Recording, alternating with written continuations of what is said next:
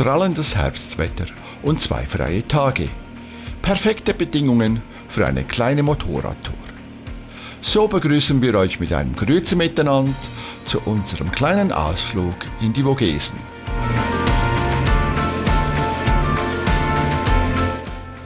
Es ist schon eine Weile her, seit wir das letzte Mal die Vogesen besucht haben. Doch wo genau liegen die eigentlich? Die Vogesen sind ein Mittelgebirge im Osten Frankreichs, nahe der deutschen Grenze und erstrecken sich über die Region Grand Est und trennen das Rheintal vom französischen Binnenland. Der höchste Gipfel ist der Grand Ballon mit 1424 Meter Höhe. Unsere Tour starten wir nördlich von Mühlhaus im kleinen Städtchen Ufholz und nehmen direkt Kurs auf den ersten und zugleich höchsten Pass, den Grand Ballon. Bevor wir die Passhöhe erreichen, fahren wir am Hartmannswiller Kopf vorbei, einem 956 Meter hohen Berg in den südlichen Vogesen, der im Ersten Weltkrieg heftig umkämpft war. Heute ist er ein Nationaldenkmal mit einem Soldatenfriedhof und einem Museum. Ein Besuch des Denkmals können wir euch wärmstens empfehlen.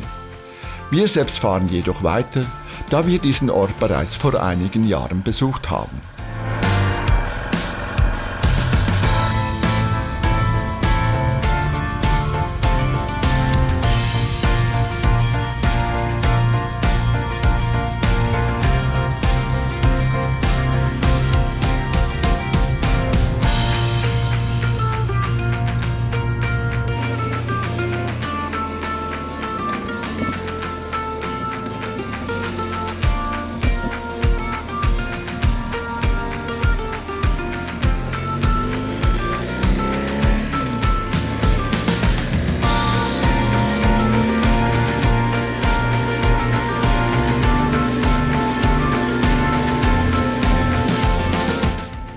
Bei Le Markstein, einem kleinen Wintersportort auf 1200 Metern Höhe, legen wir eine kurze Kaffeepause ein, um uns die Beine zu vertreten und die müden Geister zu wecken.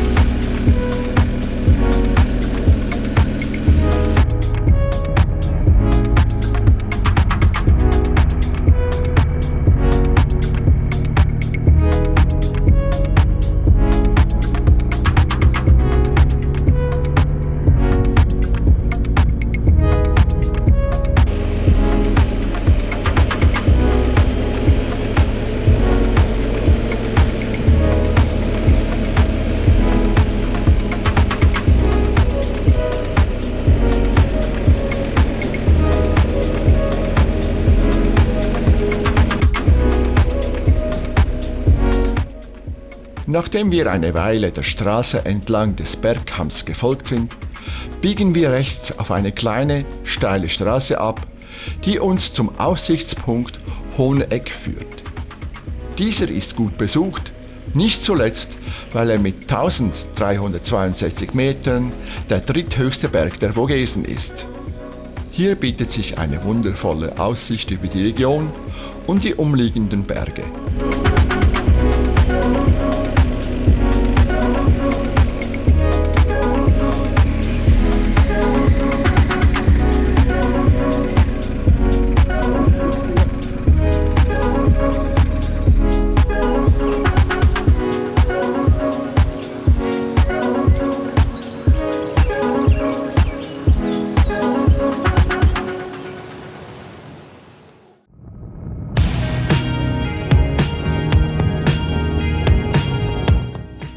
Nach der kurzen Pause zieht es uns weiter, denn vor uns liegen noch einige Kilometer bis zu unserem heutigen Ziel.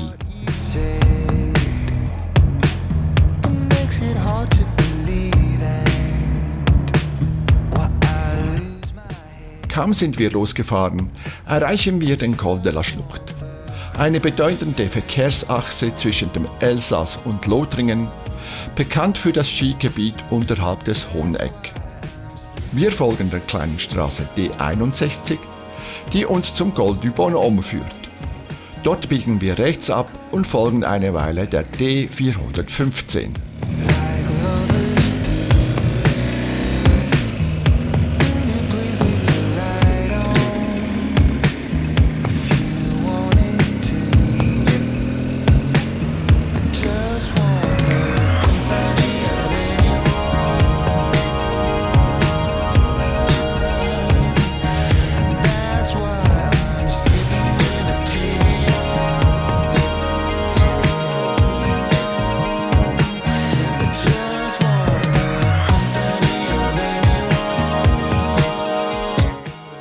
Nach weiteren Pässen und kurz vor unserem Ziel erreichen wir das kleine Dorf Steige.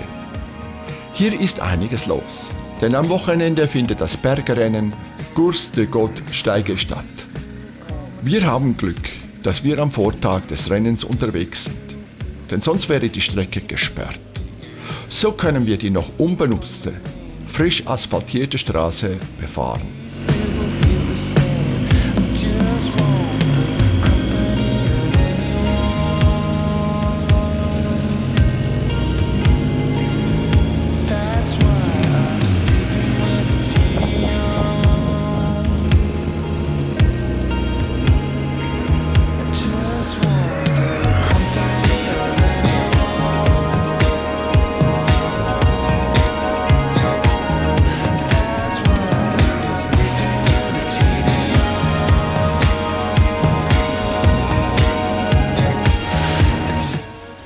Nun nähern wir uns unserem Tagesziel, dem Champ du Feu. Dort haben wir für die Nacht ein Hotel gebucht, erkunden bei einem kleinen Spaziergang die Umgebung und genießen am Abend ein hervorragendes Buffet.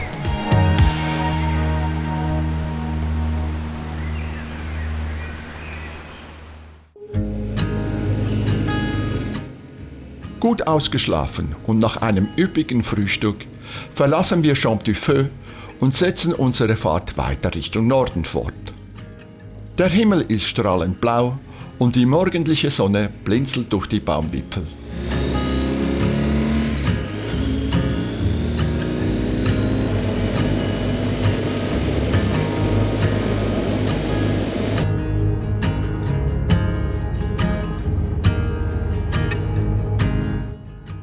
Kurz nach unserem Start passieren wir das ehemalige Konzentrationslager Natzweiler-Struthof.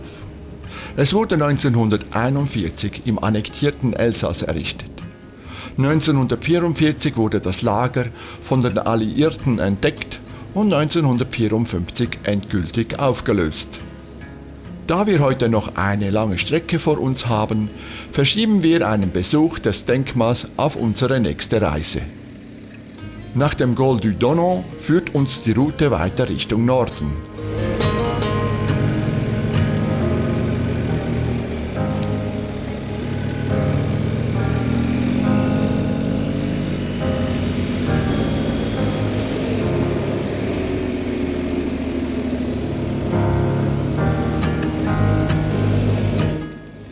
Die Strecke verläuft größtenteils durch dichte Wälder und über schmale Straßen. Was uns bereits gestern aufgefallen ist, die meisten Straßen haben eine Höchstgeschwindigkeit von 70 Stundenkilometer.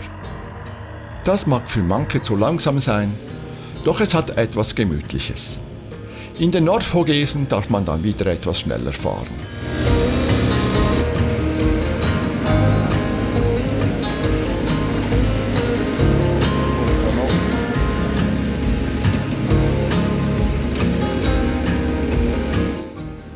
Kurz nach der Kleinstadt Dabo erblicken wir zu unserer Rechten hoch oben auf einem Hügel einen Turm, der unsere Neugier weckt. Es handelt sich um den Roche du Dabo, einen markanten Sandsteinfelsen, auf dessen Gipfel die Kapelle Saint-Léon thront. Mit einer Höhe von 664 Metern bietet er eine beeindruckende Aussicht auf die Region.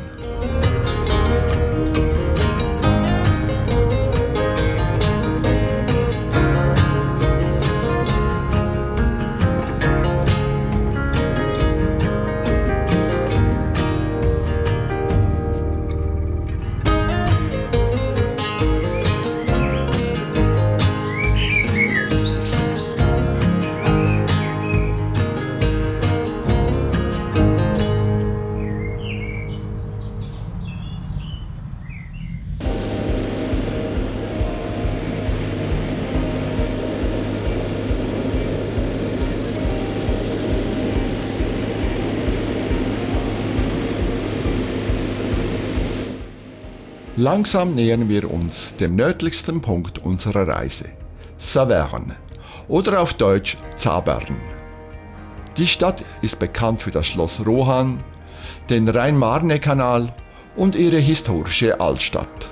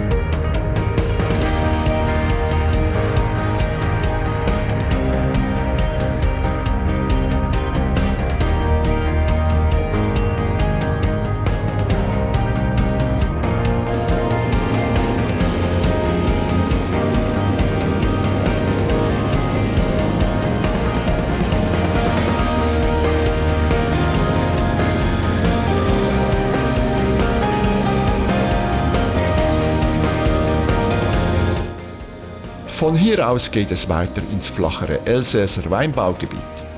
Die Dörfer werden allmählich größer und zeigen sich architektonisch besonders reizvoll, so wie hier in Börsch.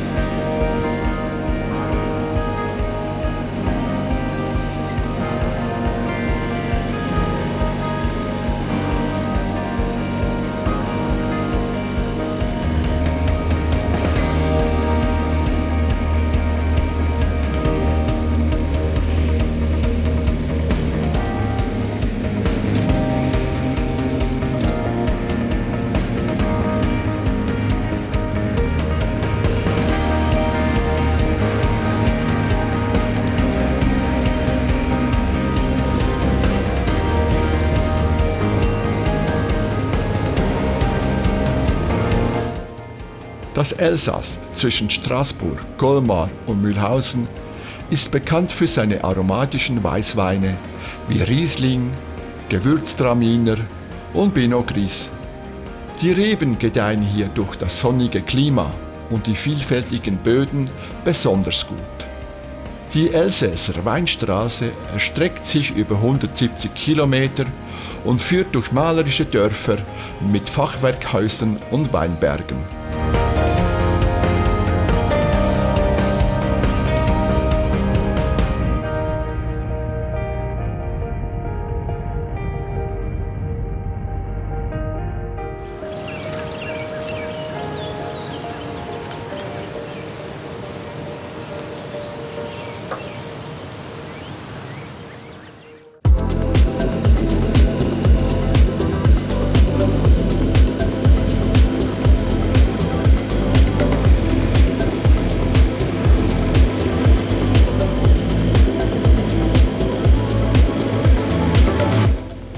Kurz hinter Obernai geht es ein letztes Mal in die Berge. Zum Abschluss möchten wir noch 2 kleine Pässe überqueren, bevor wir zurück nach Mühlhus fahren.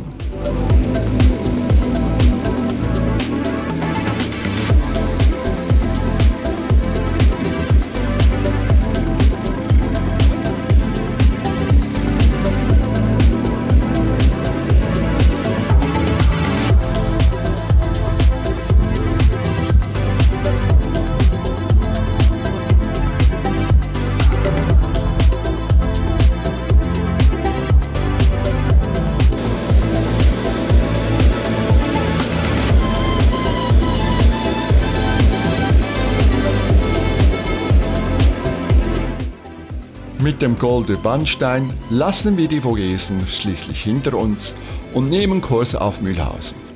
Von dort aus geht es über die Autobahn zurück in Richtung Heimat.